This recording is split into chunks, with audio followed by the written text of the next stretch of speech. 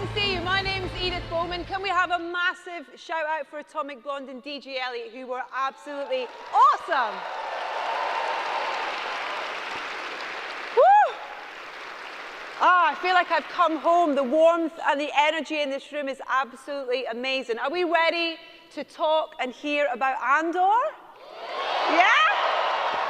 Okay, before we introduce our phenomenal panel for you today, should we just take a few minutes to sit back and remind ourselves of the absolutely awesome first season and where we are to this point with Andor. Enjoy.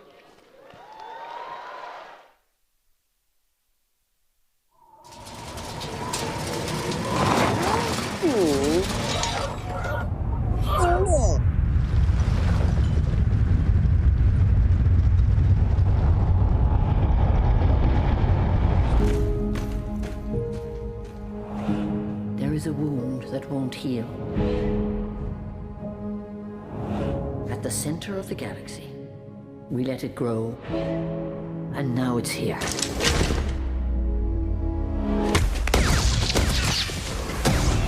Cassian Andor, I came for you. How do you know about me? The Empire has been choking us.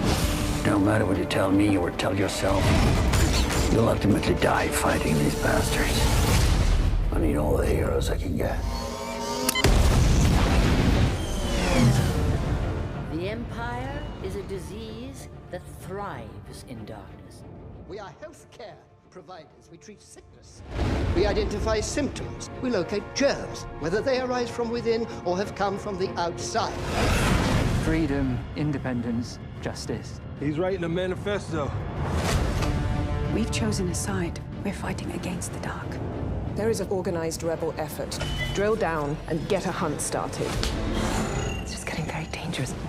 I'd be the first one to fall. No one's more at risk than I am. The time has come to force their hand. This is what revolution looks like. Hang on!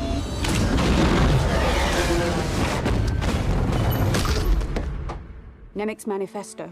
He said to give this to you. The pace of oppression outstrips our ability to understand it. 6 years. I'm just a tourist. But they have a fight on their hands. They're afraid. Right now, they're afraid. Every day we wait, they get stronger. Somebody's got to tell people what's happening back there. Your investment in the rebellion is epic. What do you sacrifice? I made my mind a sunless place. I share my dreams with ghosts. I'd rather die trying to take them down than die giving them what they want. There will be no rules going forward. For the greater good. Call it what you will. Let's call it war.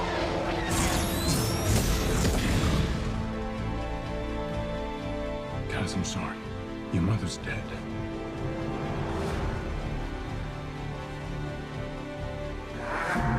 A funeral. She's our bait.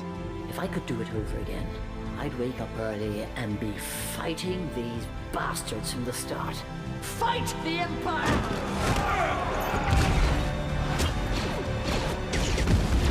You're not coming. Cassian will find us. I will. I'll find you.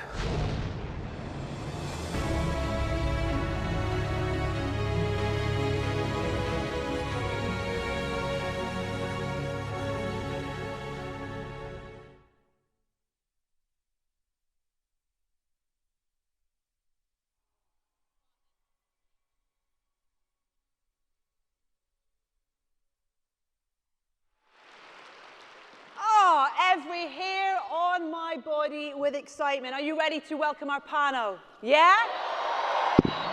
Please put your hands together. First up, the creator and executive producer, Tony Gilroy.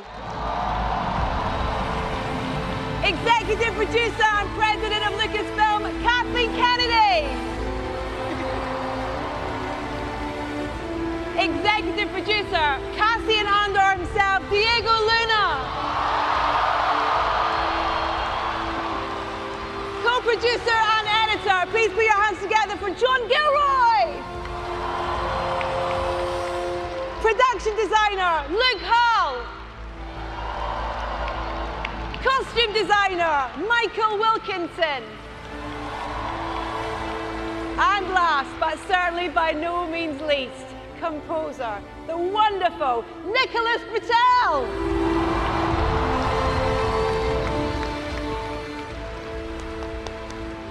Oh, thank you so much for being here. It's so great to have you all. What an amazing response from this beautiful audience. Kathleen and Tony, I'm going to start with you two, if that's okay first. To kind of go back, really, if you don't mind, to how Andor came to be, what those early conversations and kind of pitch conversations were as to what this could be. Well, the early pitch conversation was, I said to Tony, we had such an amazing experience getting Rogue One finished. Would you consider doing a series? And he said, no. But that very quickly turned around. You want to talk about it, Tony? It wasn't so quick, but I mean, you know what? It really was, how far can you go? Yeah. What can you do? How can we break a new lane? How can we open a new pathway into the frontier that other people can follow? What can we do? And how bold are you willing to go? And how, you know, it's a very big gamble on everybody's part. It's a gamble for all the people up here on their time and their commitment. It's a gamble for Kathy on all the levels that are obvious, and it's a gamble for Disney on, you know, on many, many complicated levels. It's a big risk. I like to think you took that line, no rules going forward, basically, as your kind of mantra really into Yeah, I think that's it. very true, and I think what Tony's saying is true for Star Wars. It's true for the fans. We knew that we were branching out into something that didn't necessarily look or feel like anything that had come before, and that's scary. But I gotta say, being in the hands of somebody who writes so impeccably like Tony, the characters and the story were just undeniable. Undeniable. Yeah. Diego, for you, hi. Hi, hello. Hey.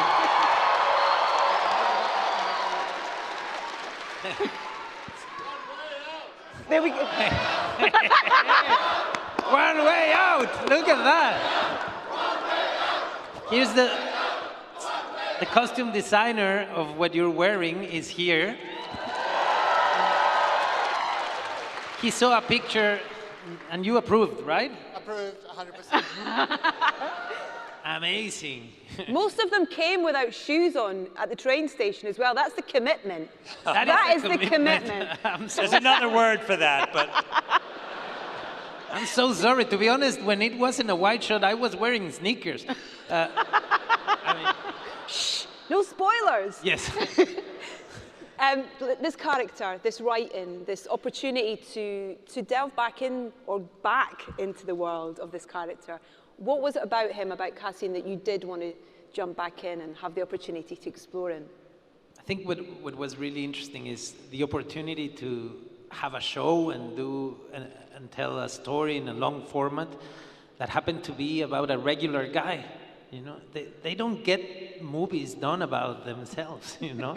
Like there's normally the hero is not just a simple guy like you know? And this was a great opportunity to do that in this amazing universe. But the other thing that I believe was important is like to celebrate what Rogue One meant, you know? With Rogue One, it was the first time that something like that came out in the world of Star Wars. It had a beginning and an end, such a definitive end. Yeah.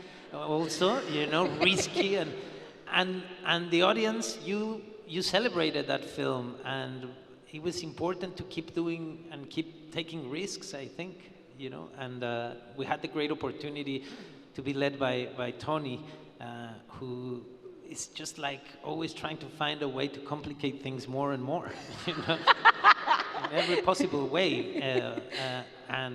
Yes, we were very lucky because the great writing brings great people. Yeah. You know, the cast of our show is incredible. Like, yeah. I don't think there's money that could make that cast possible. That comes out of reading stuff, reading material you want to be part of. Yeah.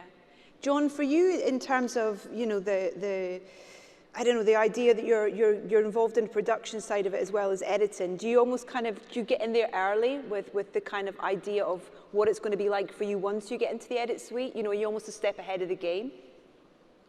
You mean do I have the idea ahead of time, or my job is to get the footage and to find the truth in that footage. So I'm seeing. I mean, I'm weighing in sometimes. Tony will consult me, but it's about getting the most out of what I'm given through all the product of everybody here. And the collaboration, I imagine, is a hugely important aspect to the project. I'm sorry, say the collaboration with all the departments is such a big part of it. I hardly ever see anybody. I'm in a little dark room, so everybody else is like they're making all this, but you know, it comes back to me, and it's sort of like the headquarters at Battle of Britain, like with the map, and like I kind of see whether we're winning or not, and I report back all the time. I like that. Someone please let John out of his dark room every now and again, though. That is not entirely what he does. He's minimizing his involvement dramatically. He's not an editor. He builds films. And so we do all kinds of projects along the way. To make the show, we do all kinds of side projects and small previses and little movies that we make on videos and all kinds of things that we have to vet out and see how they work. And John is always the curator of that, and he's involved with everybody, and he's a builder. We build the show, and then he puts it together again. I love that.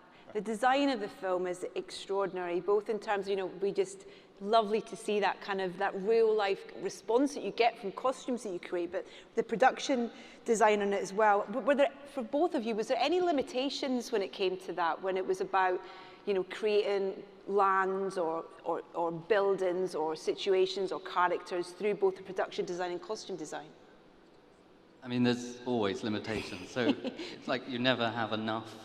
You can never have enough time or money to fully achieve. You just run out of time. Yeah. So it was more that we were much more open, I guess, in our approach, led by Tony, to allow us to go there, to kind of rethink.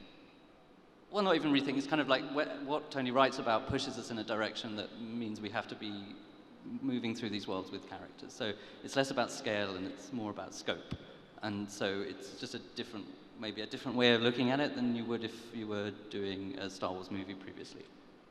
And Michael, what about for you with regards to, this character and almost kind of going in the reverse of where we originally met him with regards to even just Cassian's costumes, but talk to me a little bit about the conversations that you had with regards to what was asked of you on this. Before I answer your question, Eve, can I just say how pumped I am to be here today with all you guys? You can't imagine how it feels to see the love and the care that you guys put into recreating costumes that we've come up with for this show. It's just like, I will never forget this moment. But I've got that out of the way. And so thank you for caring. Yes. Thank you for caring about our characters. We love them just as much as you do. So going back to your question. So yeah, when I came on board, I didn't have a super overly familiar knowledge of the Star Wars universe. So I had a great, deep dive into the 45 years of the history of Star Wars costuming. But when I read Tony's scripts and when I met with Tony, it was really apparent that it was going to take a very different type of costuming approach for this show. Tony's characters are so beautifully nuanced and very complicated and detailed, and that's gold to a costume designer. And so I had to sort of switch gears and go from a less of a sort of iconic big gesture approach to costuming and really deep dive into all those wonderful details of clothes that we all put into the way that we dress and that reflect who we are, all of our foibles and nuances. That all had to come out into the costumes for these characters. So we put lots of thinking about who they were, what their motivations were, how we could express that through the costumes, the silhouettes, the details, the textures, the colors, the palettes. So yeah, it was an incredible experience. I think that that's one of the many things I love about the show is how the storyteller is not just told through character and performance, it's told through the set design, through the costumes, through even just movement, action, and none more so the music as well, Nicholas. I think that your storytelling through the score in this show is just extraordinary. Where was the starting point for you? I would say, right, first off, how honored I am to be here as well. This is really incredible, really incredible. Very, very special for us. The starting point was, it was a few years ago. You know, I mean, we were really working on this. I was working on this with Tony very, very closely for about 2 years. And I remember, first of all, I was so honored to even be approached about this, having loved Star Wars from when I was such a, 3 years old, basically. But the first conversations were really amazing in the sense of the freedom and openness to explore new sound worlds, potentially, and to really figure out, you know, like what you were just saying about the costumes, you know, how can we be really specific to this story and these characters? You know, what is it about this that feels a certain way?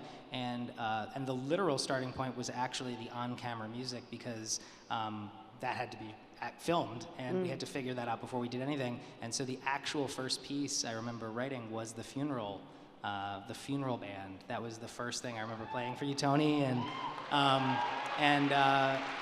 And from that moment, I think we felt like we had a sense of how things might feel. And then I think the really exciting thing was creating an architecture for saying to ourselves, oh, if this is how we could feel in, you know, episode 12, how can we then map it back to episode 1? And so there's this constant thread through the whole thing. And I think that's, for me with Andor, you know, I think with everyone here, there was this constant sense of how everything connects and how everything ties together and where we're going. And I think that was, as a composer, I think that was really inspiring for me.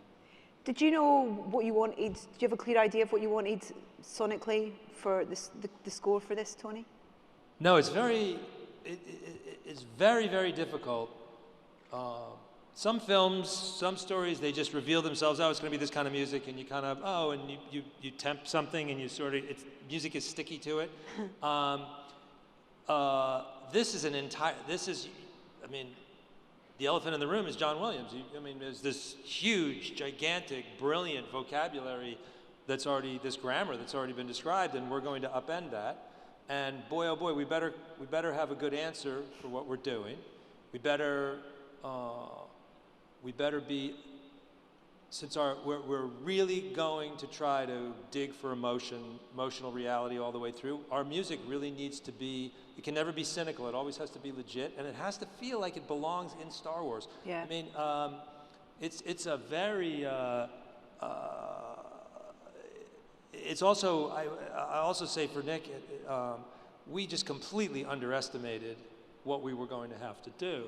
I mean, totally, like, okay, I've scored a bunch of movies. I really thought I knew a lot about scoring. I really felt confident. I'd been a musician. I was like, man, I really got this down, and it's Nick Britell, and here we go, and once we get our feet in it, and whatever, and I got Johnny and John Finkley helping us, it's all gonna go. Man, how many hours of music do we have? It was about 7.5 hours of music. Okay, 7.5 hours of music. And basically about every month, we were doing whole scoring sessions, recordings in London with an orchestra, and every month, you know, so it felt like we were making movie after movie after movie, actually. And that was not what we thought. In the beginning, we thought it was going to be a big job, but I don't think, I mean, it was an order of magnitude beyond what I think. We were really, I don't know if we were, you know, if it's hubris or whether it's naivete, but it's one of the two.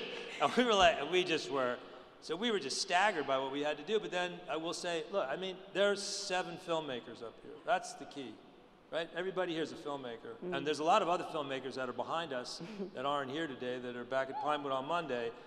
There's so many, and that's the trick, man. You make everybody on the show a filmmaker, and you take every great idea, and you just keep going with it. And that's what you're seeing on stage here. We want to talk about some, please, round of applause for that. It's a lovely sentiment and celebration of everyone. Going to talk about some specifics, and you know, we begin in Ferrex, and it's an important location. Why, you know, the overall approach to creating that place and what it signifies and what it means. What were you thinking when you wrote about that home? Well, I needed him to be from, look, I mean, this is so bizarre, but my initial issue was I want to explain his accent. You know, it really, we did Rogue, and in Rogue I was like, oh, well, what's going on? And like, if we're gonna be legit all the way through and we're gonna treat everything, so I need a story. So there was some apocryphal information, he was from Fest and whatever. I go, oh, well, let me turn that upside down. Where is he from? And so start to think of this story and what kind of place would he be from and what are the skill sets that he has. And I don't know. People say, where do you come up with, I mean, but Luke will tell you, there's a cocktail napkin drawing of Ferrix. It was one of the first things that we traded with, with my version. It looks like one of those Tolkien maps in the front of the book. Did you say on a napkin? No, yeah, but it was like a piece of paper, a graph paper, and I kept doing it and doing it. And I said to Luke, I go, this is kind of like what it should be like. And like, it's kind of like that in a way. I mean, in the end, it kind of like all of a sudden Luke was like, wow, I was going to do this. And you watch something that's your stupid scrawly drawing come to life, and then you have to, if you're going to spend that kind of money there, you have to spend that much time there. So it really meant that Ferrix was going to be a character in the show, and that became very helpful because Ferrix, what Cassian is going through is what Ferrix is going through. They've ignored everything. They're being reluctant. They don't care. They're paying attention to their own thing, and they're gradually radicalized, along the way. And when you realize you have those two pieces, you're like, oh my God, and it just builds from there. And I mean, you're looking at the wall of gloves, right? I mean, that was a very early idea, but that was really important for Luke and I because it's like, wow, we're going to be that specific. This is a union hall, and your father gave you the gloves, and you got a spot on that wall, and every spot matters. And let's be that kind of show. Let's understand every idea, everything that feels something to these characters. Any place we can, let's visually try to manifest that. Well, I think that's what's brilliant about this particular location is the kind of scale of it, but also the simplicity and the beauty and the personal nature of moments as well. Look, in terms of kind of approaching that and the scale of something like that and the build of something like that and the planning of that, talk to me a little bit about where you start and well, I should just apart add, from the napkin. It's not just me, there's like a massive art department behind me, but who are amazing, and some are in this audience actually. But I guess you start, it's also not helpful doing it through COVID. That was interesting. But we started with, I think there were over 30 sets in Ferrix. And it kind of organically grew, didn't it, Tony? Like we had X, Y, Z, and then you start thinking, if you start to look at it as a big composite set, as a town anyway, as you start to collage them together, they interact with each other and provide various opportunities to kind of become more than just a standalone set. Yeah. And going back to sort of what we started with, like the main goal here was to create places that you could get involved with and navigate through with the characters and not have to sort of stand back and explain it and be like, oh, look at our amazing concept art. It was about living it. And so everything had a lot of details, some of which you don't even see in the show, but it was important because we kept layering it in. I mean, it takes a huge amount of time to do it, time that we didn't have. So like through some of the accidents and mistakes became some of the more interesting things as well. Not all of it's actually sort of planned out from day dot.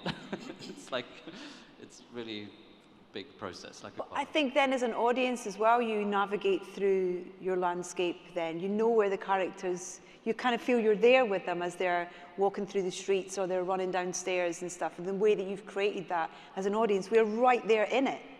I mean, geography is really important for Tony as well. Like geography is just huge for me.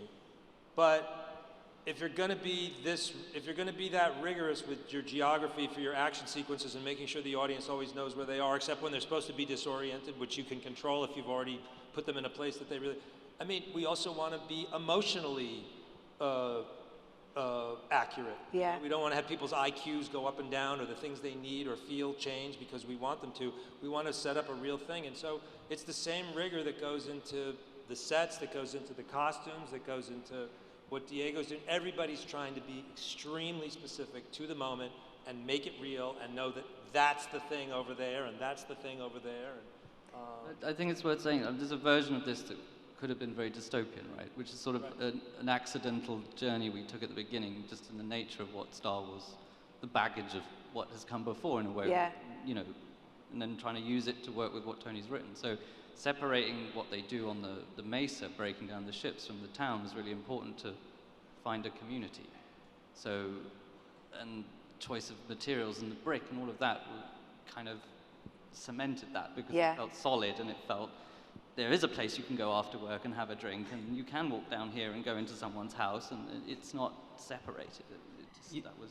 You know, one thing that also I think it's the long format that allowed all these layers to happen at the same time.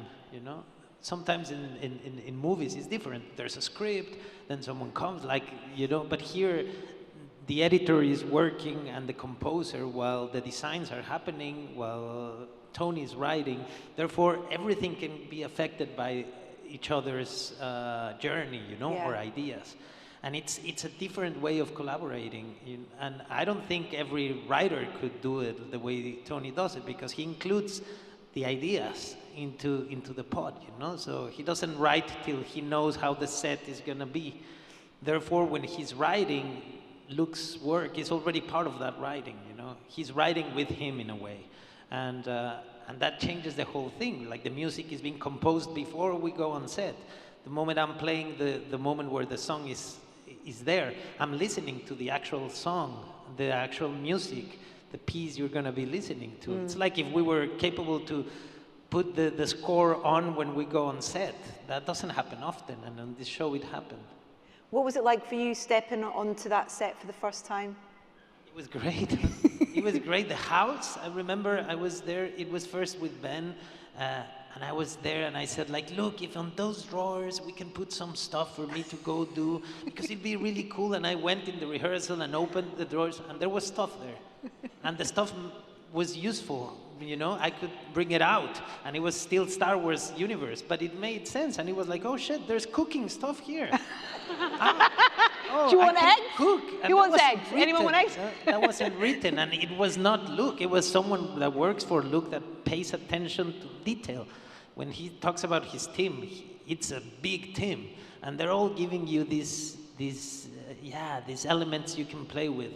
It's just so easy to believe that this galaxy far away exists. You know, it's so realistic. The approach was always, let's make it realistic. People have to believe this is happening, that there's a need for what you're doing and an intention behind everything, you know? Yeah. Yeah, it's so amazing. It's why it feels so real when we're watching it. It's why we kind of feel like you can smell it and you're there and you're kind of dropped in. It's just got this amazing... You know, I'll add to that too, because I think that one of the extraordinary things I've realized just being in this galaxy for a while is I'm constantly reminding people none of this exists.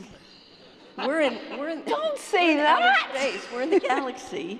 We have to create exactly what you're saying every time. And these guys are really shortchanging themselves because, as you say, the level of detail that goes into creating every single thing you see on the screen, and you believe and feel that it's lived in and completely real.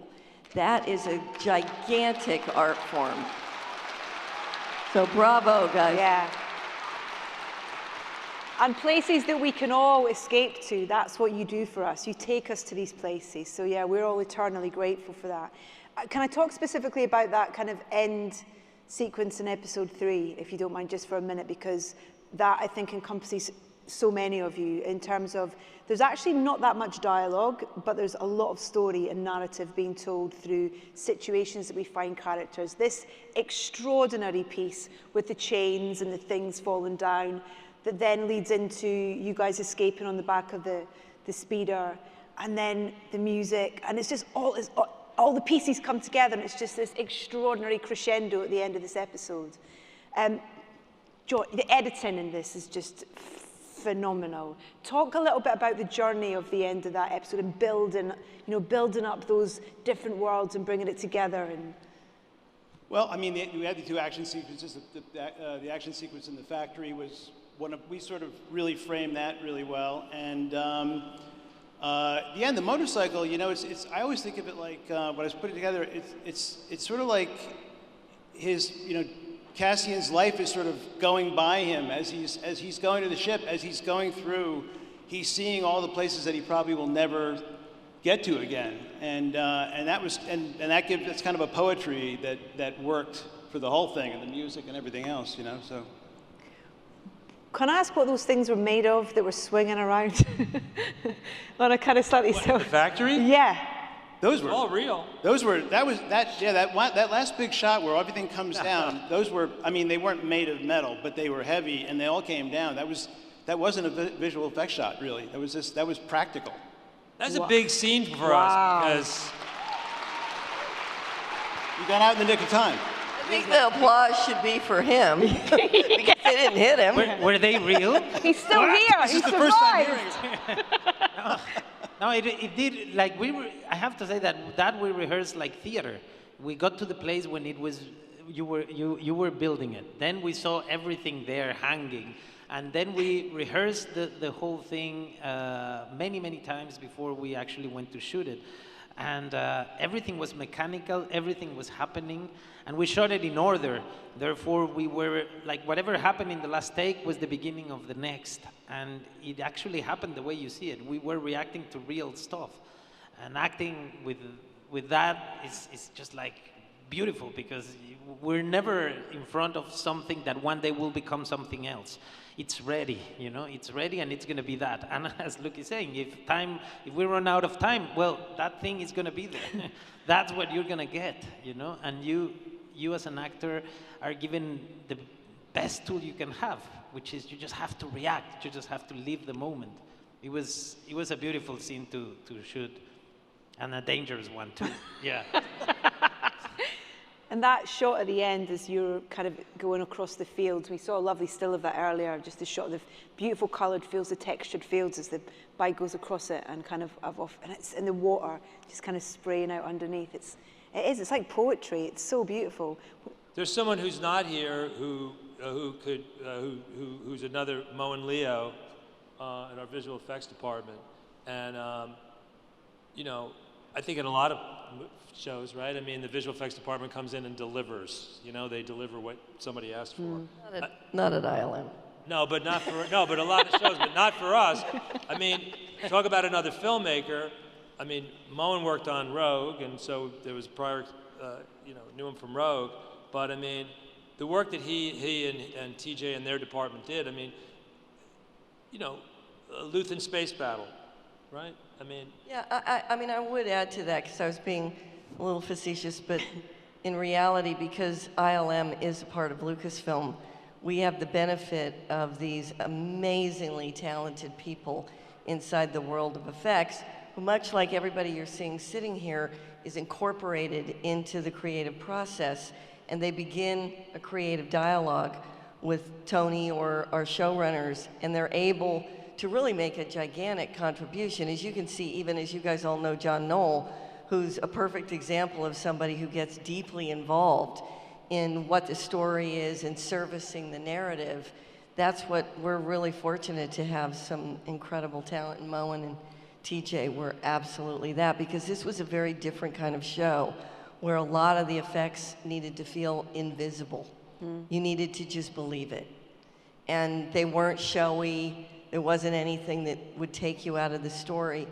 And that's a real accomplishment. They did a spectacular job.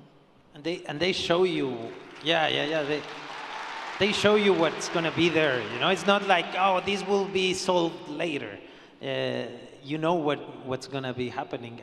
You were talking about the speeder, which is the only. I mean, we were spoiled by then, and the speeder was shot in like a regular green screen, and there was like a.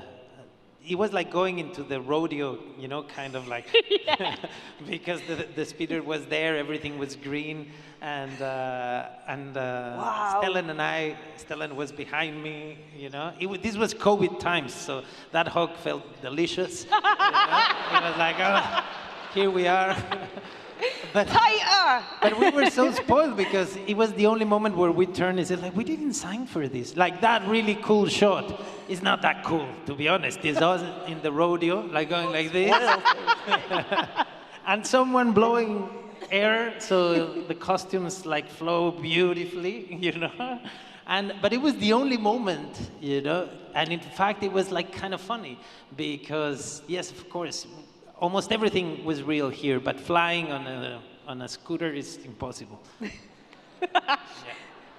Michael, you mentioned the costumes there, and for Stellan in particular, kind of having those two sides to one actor, was that kind of fun to play with as well? Because we see how much fun he has in, you know, kind of fluctuating between the two, particularly with the dress, when he's getting changed in the spaceship. Was that fun? Yeah, I think across the board, something that really excited me about this project is that so many of the characters, they have sort of aliases, and they're hiding their true identity, whether it's Cassian or Mon Mothma or Lex or Dedra.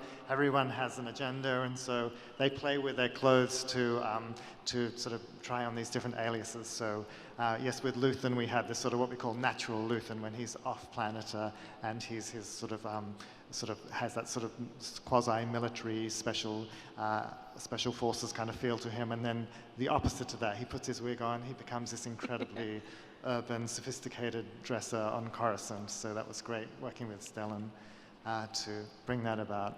But yeah, going back to the general costumes of Ferrix, we wanted the same sort of level of detail with those costumes. So we really, we didn't want it just to feel like the people in the background were crossing from one side of the screen to the other. We wanted to feel like they were coming from somewhere and going somewhere. You know, they all had a role. So we built that whole culture from the floor up. We divided them into grapplers and haulers and buyers and sellers, and we gave them all roles within the society. They had to all, it was sort of the most industrious and communal planet we go to, I think. So we really wanted to sort of forge these visual ties so it all felt like they were getting stuff done and working together, watching each other's backs. So yeah, we created hundreds and hundreds of costumes for all of our background performers, custom hardware and fabrics and sturdy textiles to build all of these looks together. So yeah, hundreds of costumes, dozens of creatures. They're always fun to dress as well. The Aldani people as well, the costumes you created for those were just absolutely gorgeous as well. And that's the beautiful thing, is almost when we arrive in different locations, it's a whole new sort of visceral world that we're introduced to through so many of these different departments. It's absolutely extraordinary. And I didn't just want to talk about Aldani because you shot it in Scotland, selfishly. Yes, the Scots, go on, there's 3 in the room. But having there's more than 3. Yeah. Yes, in the corner. Hi, Dad. Colin, I know you're out there. But talk to me about finding that location and why that was the right place to shoot. That's a Luke call. Luke, how do we get the dam? Okay, so like Scotland's like our desert. We started with a few rules which were like, we need to feel like it's Star Wars, but we didn't want to do things just because they've been done before. Yeah. So we wanted something that really, where the landscape was a big part of that story and opening up at that point in the story. But the real reason we ended up in Scotland was because I think we got really interested in dams quite early on, before we knew what we were really doing, and how they were kind of like a blight on landscapes, and it just trying to find ways of showing Imperial action on planets that isn't just, you know, stormtroopers marching and things like this. So, and Richard Hill, our location manager, found this one up in Kurokan, which was just extraordinary because it looks like Darth Vader's mask, and it's just set in the most amazing kind of pocket. And then we just built it up from there, really. So that environment became kind of key to what Aldani was. It became the planet language, and yeah. And why don't you say where it is? Because I thought it was really interesting. I mean, maybe more people in this room know, but it was the first hydraulic dam built in the world. I didn't know that. Wow. And it was pretty amazing. We got to go inside and walk through the tunnels and really see every aspect of it's like how a Bond worked. villain lair. Yeah. Shot one scene in that tunnel. Yeah. There's one scene where they come in, it's in that tunnel. Does when you find something like that, a real location, does that then affect the script in terms Totally. of... Oh my God, yeah. I mean, and I've said this a million. I mean, I write after too many decades of writing action stuff. I can't really do it unless I can't do anything if I don't know where I really am. I really can't. If I know where I am and there's a platform and I know what's going on, I'm pretty quick. But if that's not there, I can't. So we get this dam and we get this place and we begin looking at it and where do they camp and where are they outside. So the script begins to immediately change. And then we was also during COVID. At one point there were supposed to be 3,000 people in that valley. Well, we couldn't do that. Also because of money. No, but we couldn't. No, but we couldn't do it. We couldn't do it. So what? So something. Oh my God! Oh, and it looks like a crise for a couple days. And what are you going to do? And like, oh my God, the whole thing's upside down. We may not be able to do it all. But what comes out of that? Oh my God! You know what? It's actually about the dead enders. It's actually much more sad and much more potent and much more valuable to the story to have them be the dead enders and the last time they're ever going to go there, and the fact that they're just the remnants of something that was beautiful and has been destroyed. That became, oh my God, well of course it has to be that way. And then the physical structure of the dam and how it works and how we do it. All of those things are all many, many conversations, and they all keep, design, build. We are designing, building, changing, designing, building, changing, designing, building, changing, with all these conversations that are happening with these people and all their minions. Yeah. Diego, what did you make of Scotland? Oh, it's amazing. Yes. I'm half Scottish. Half Scottish. Just my accent. My accent is not there, but I grew up in Mexico, but my mom and family were Scottish. See? And I did feel Scottish when I was there. I mean, it's so beautiful. It's so much water. It's life, everywhere. There is just water and green and beauty. It was perfect. And we were we were in London when the confinement was like, we had to stay at home, and suddenly we were dropped in Scotland and allowed to interact, and it was fabulous. It was such a beautiful experience, and very specific, because all the characters you meet there stay there. Most of the characters live on that block, and so it was like going and shooting another project, with the same world, universe, and team, but a story that just happens and begins and ends there, Yeah. Which was very special too. I have to confess one thing Kathy. now. Mm-hmm. I became obsessed while I was there of trying to find Harry Coos. Harry Coos. You know what Harry Coos? Harry Coos, yeah. I know. I'll tell you all later. Definitely. I'm glad you said water as well and not rain. There was so much water. Is there a not difference? Rain. Yes, Tony, there is a very big difference. And Nicholas, when it comes to, the score around different lands and different environments, and this was so different, in terms of what we'd already seen within the show, does that affect, and how does it affect what you're writing musically? Hugely. Every single new place, and it really felt at times like every episode we were going to so many new places, and that required whole new musical ideas. And specifically the Aldani, like the Eye Festival, for example. Those were things that we started thinking about early on. And one of the things I love about thinking about the place and thinking about the costumes and thinking about the culture, and then figuring out a lot of things later in post too. I love the sort of link with how that happens, where Tony and I created the sort of Eye Festival music. Tony wrote those lyrics, for example, and then we figured out how to choreograph that. But then it's actually in post that we figured out, maybe the reason that the melody that they're chanting is actually because perhaps the phenomenon of the eye itself has a sort of almost musical tone to it.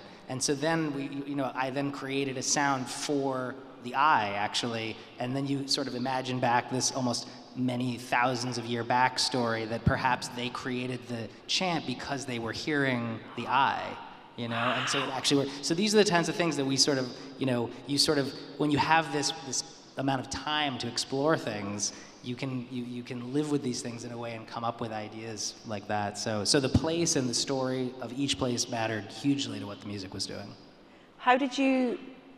Can we talk about the design of the eye and the kind of how that was created and edited and put together as well? Because You want to talk about the progress with that? We were worried about the eye. I was putting this together, and I was like, I hope this eye is as good as everybody says it's going to be, because they would give us sort of like look good on paper. Look good on paper, and I went well through it, and I was just keeping my fingers crossed. And then one day, Moen and TJ sent us like the first shot, and it was just beautiful. It was just like this one little shot of it was you in the cockpit. You see and once I saw that, I knew we were going to be great. It was going to live up the entire sequence. Yeah, it's beautiful. How'd you make it? What's that? How did you make it? The sequence? It's like any action scene. There's a lot of plate spinning. You have to. Tony touched on something earlier. When you're in this action sequence, you really have to be. You have to pay attention to geography, and that was a really big deal. And taking attendance of your characters is another thing you have to do to keep people in the game. I don't know. There was probably a little more problem solving in 6 than there was in some of the other episodes, but you'll never know that. Yeah, we got to keep some. Some things have got to be kept back. I get that. Can we move on to Narkina 5 and Coruscant? 2 very different landscapes, but. Oh, there's some Narkina 5 fans here. Yeah. Oh yeah.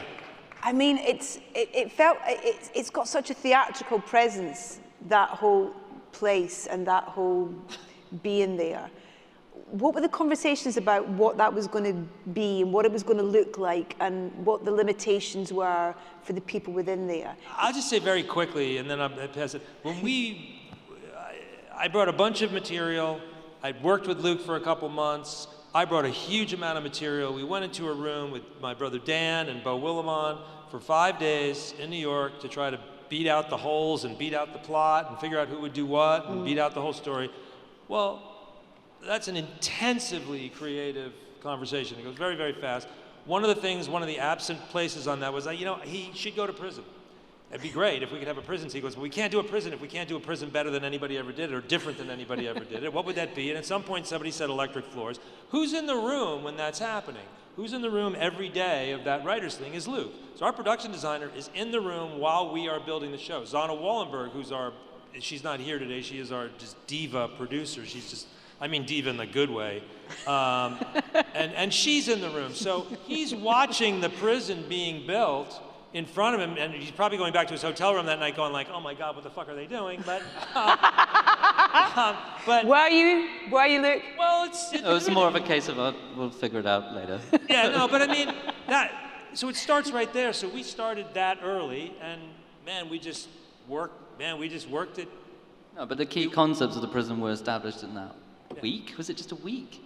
Yeah, it was a week. And I think the big takeaway from that week was that the whole point that they were in there was like a labor camp, so they were the cheapest possible, most disposable thing, they being the people, more so than droids, and then everything stemmed from that, so like they're pushed through a factory, basically. Mm-hmm. That was the idea. So like they are the parts in the machine, and the day shift and the night shift, and then that kind of just informed the whole structure of the prison and the repetition and the way it stacked up, and then I don't know, I think it ended up being in the water just purely because I was looking. No, but just stop at this picture for 1 second. If you just stop at this picture one section, and you think of what Michael Wilkinson's work to get that all done down there, all of Luke's work, all the stuff that's on there, all the art department, all the work that had to go into that, the amount of conversations and meetings and problem solving that go into that. How many tables should there be? How much should they do? What's the part like? How do we build the part? How many can we do? How many floors? I mean, that drawing represents a lot of talking. When the reveal is made on what they're actually making as well, the noise that came out of my mouth and as a realization of what it was just like, I'm sure a lot of you were the same of just going, oh my God, it's that. It's just all these joining of dots of things. It's so clever. Sorry, that wasn't a question. That was just me oversharing. He's making the weapon that's going to kill him. Oh my God, Michael, what was the core of coming up with these great costumes that we can see in this room today? Because they've made an impact. They have made a huge impact. The concept was that they had been designed by the Empire to make the prisoners feel as dehumanized and as dispossessed, as disempowered as possible. So you have a white costume in a white environment. It's very sterile. It's disorientating. You sort of literally don't know where you are in the room. They were made out of like this very industrial fabric. It's sort of very disposable, like a papery sort of fabric. So it's kind of, you wear it once, it gets thrown away, you get put another one. Everyone looks exactly the same. And then we came up with this idea that the guards would need to sort of find them. So we added these flashes of orange graphics down the side of them that had a cool kind of, we leaned into the sort of 70s maxi graphic language of Star Wars. So yeah, that was the idea, just to sort of make them feel as disempowering and as unpleasant as possible. So well done, guys. I mean, they actually looked quite comfortable. Like pajamas. They could double as pajamas, I guess. They were not comfortable, no. You know, they're not comfortable. And there's no way to sweat, or your sweat doesn't interact with, you know, it stays there. It's what Tony is saying is interesting, because it would have been very easy, and I'm sure you go like, okay, the character is going to go to prison, and then suddenly you're thinking of a film that happened in a prison that you love, and you'll do exactly what you've seen another actor do before. But here was impossible, because it's a prison where you're supposed to be healthy, where you're supposed to be clean, strong, to be capable of, you know, of building non-stop. There's a hope of you going out, you know. They provide you food, you know, specifically for you to, like, it's so interesting to play a prison like this one, you know. And it's, they're not gonna comment on it, but it's a lovely comment on the world we live in, you know. So it's those moments where you realize that science fiction serves to make a comment on the world you're part of. It's a lovely opportunity to talk about the cast in this. You know, you mentioned at the beginning, Tony, and particularly when we're in this situation, watching you and Andy Serkis play with each other is just the most fantastic thing ever. And you get that opportunity with so many great partners in this. When you're kind of putting together this cast list, I mean, I don't know where or how you started as well. And I mean, Genevieve as well, phenomenal. You know, and Stella, and Genevieve, we had to take Genevieve. We had no choice. Denise as well is just. Look, there's a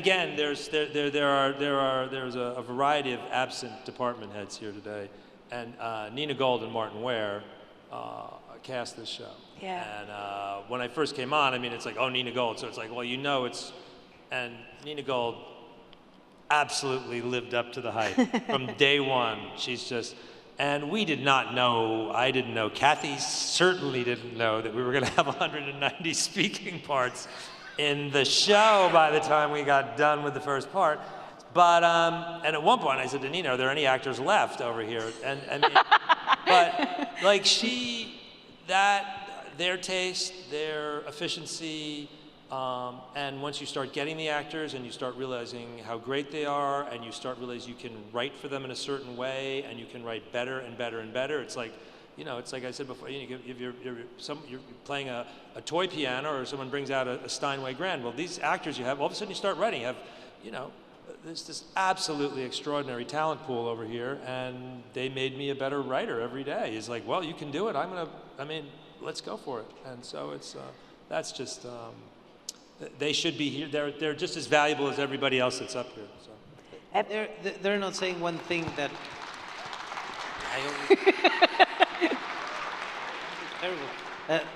They're not saying, and it has to do a lot with the work done before.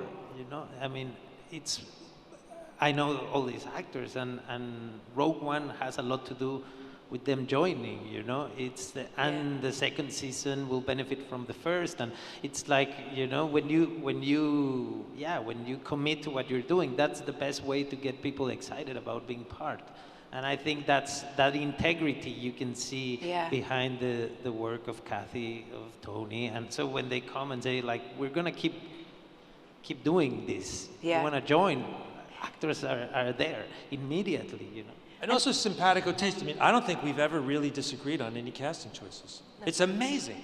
I mean, we used to play a derby game in the beginning, where we'd have like 5 or 6 choices, and almost like a derby game, and it'd be like, well, who's gonna go, who's your first choice? And it was always like, I mean, we had it's incredible. The curation that you did with Nina up front was.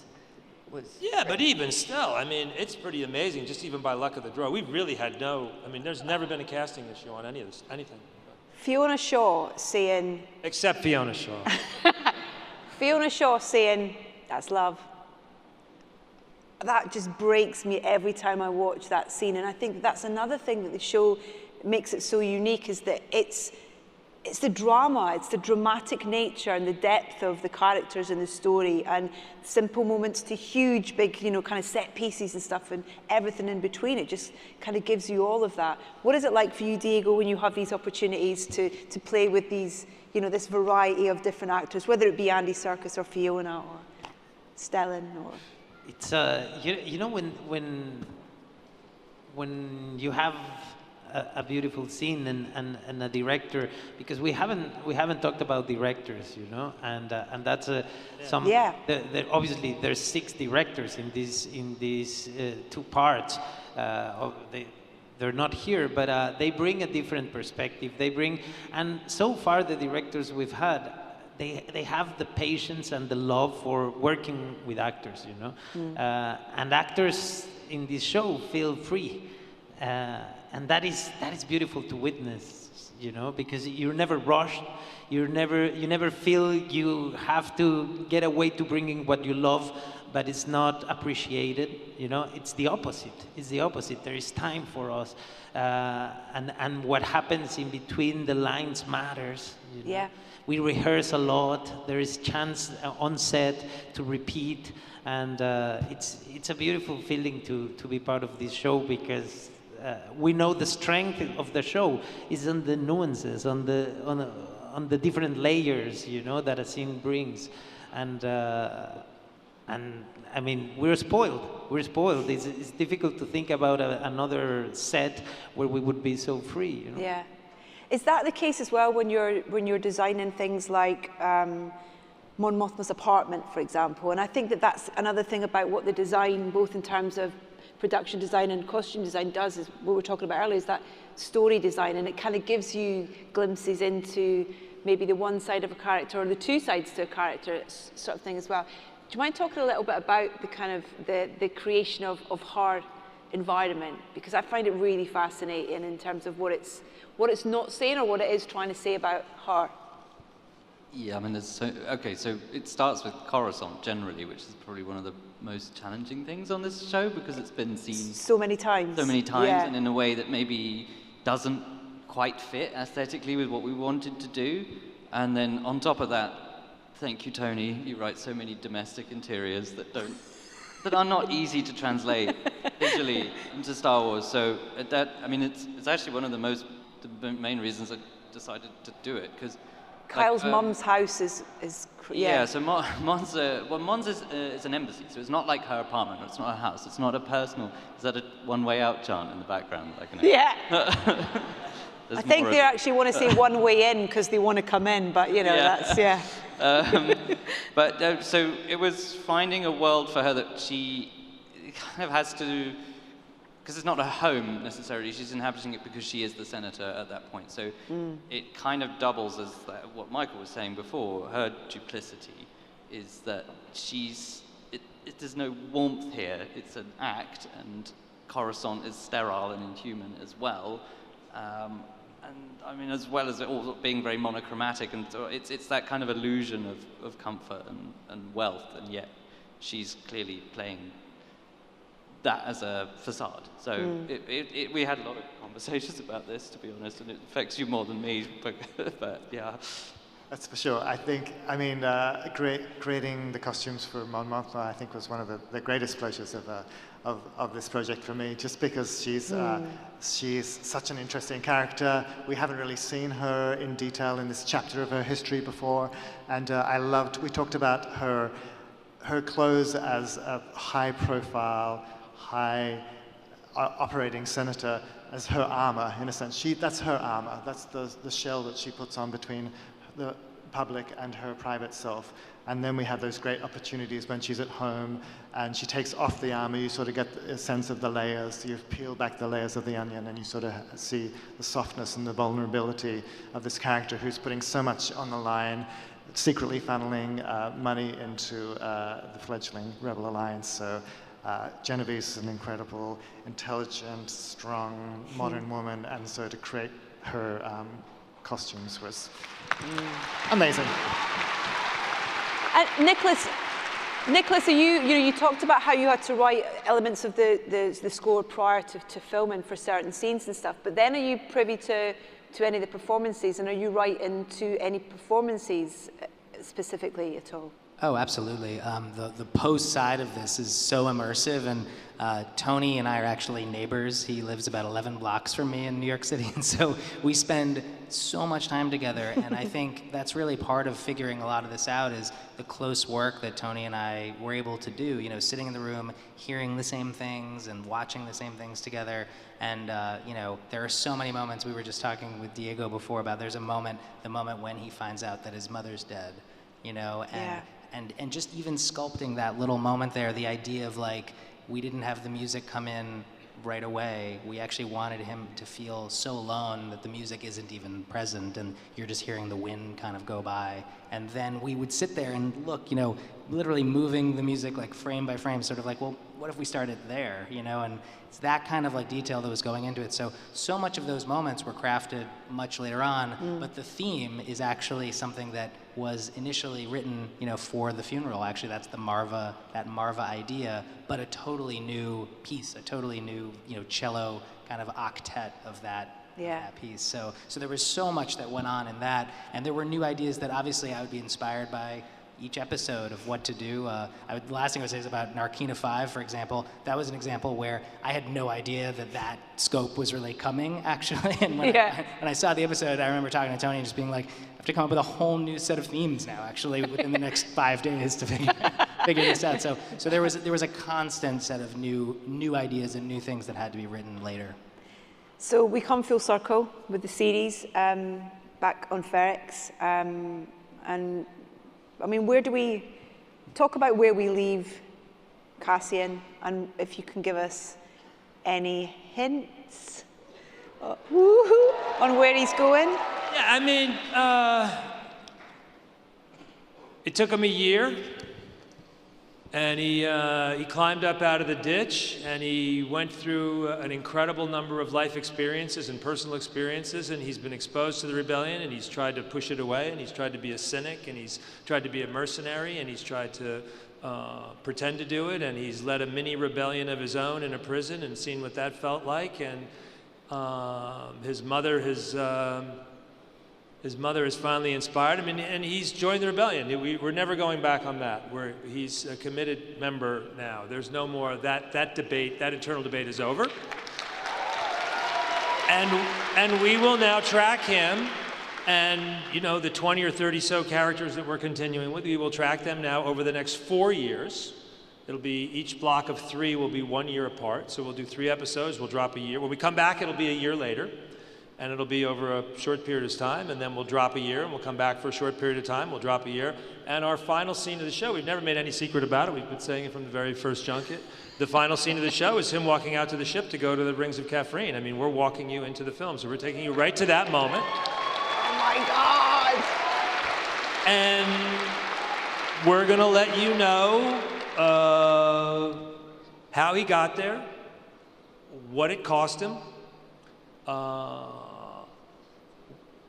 the power of the journey that isn't entirely self-directed. There's a lot of circumstance that's brought him to this. There's something very special about where he ends up and what his role is, and we want to pay homage to that. And we will pay off and hopefully stick the landing on every emotional piece of all the characters that you care about. I mean, that's our goal. Whew. Wowee. How's filming going? Filming going good? Filming is going great. It's going great. It's going great. Fantastic. Can I say something? Because I mean, I want to thank you first. Yeah. We never get to share this, and we've been living a lot of these. Kathy, Tony, myself, a few of the other actors, but we never get to share this love with the people that actually do the show, you know?